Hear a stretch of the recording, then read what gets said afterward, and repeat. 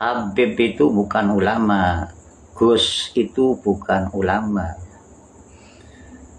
Kiai itu barulah ulama. Sebab ulama itu kata jamak, sedang kiai itu mufradnya.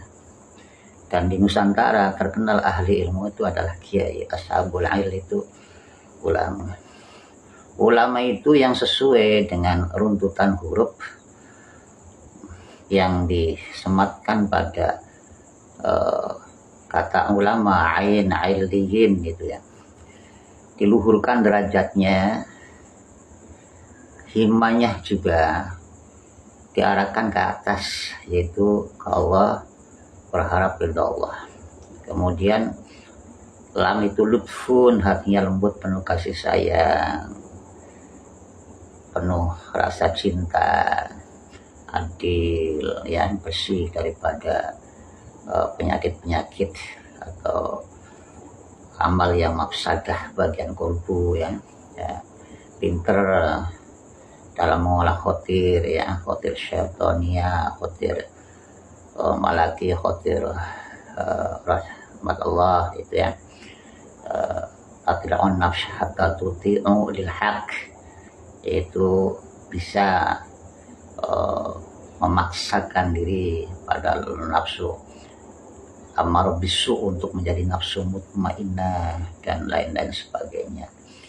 Nah, kemudian mulkun itu bermakna merajai, menguasai atau memanajemen perilaku dirinya, ya, lahir batinnya, agar selalu sesuai dengan tuntunan Kanjeng Nabi SAW yang uswatun hasanah, yang penuh kasih sayang, yang mengungkapkan akhlak dalam segala perilakunya, gitu ya.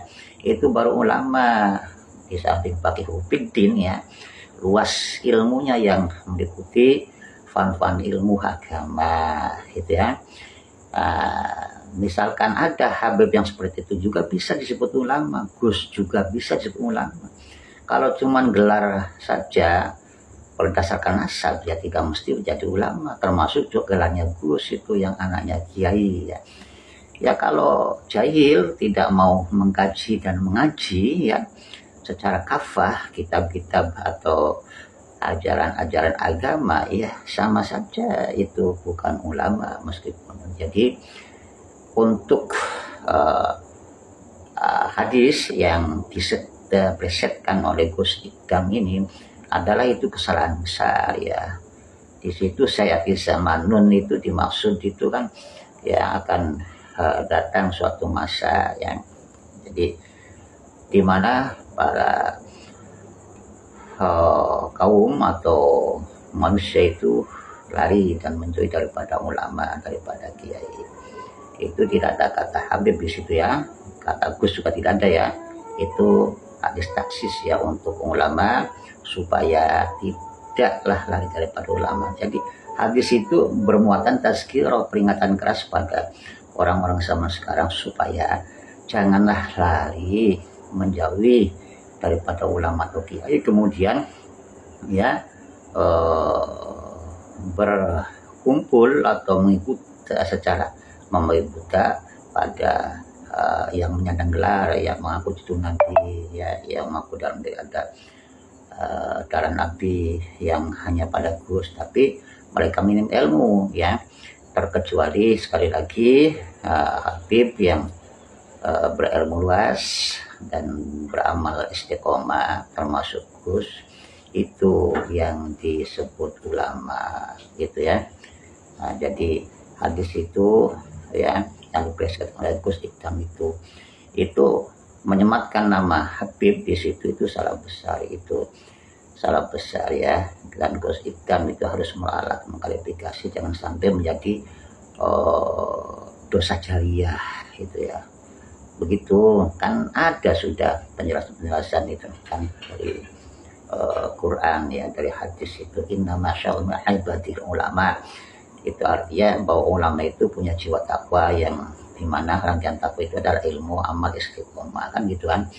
Nah, kemudian ulama juga, ya, di samping apa yang tadi saya sampaikan, ya, itu juga ada perintah dari Allah untuk bertanya bukan kepada Habib, bukan kepada ulama. Pas'alu ala zikir.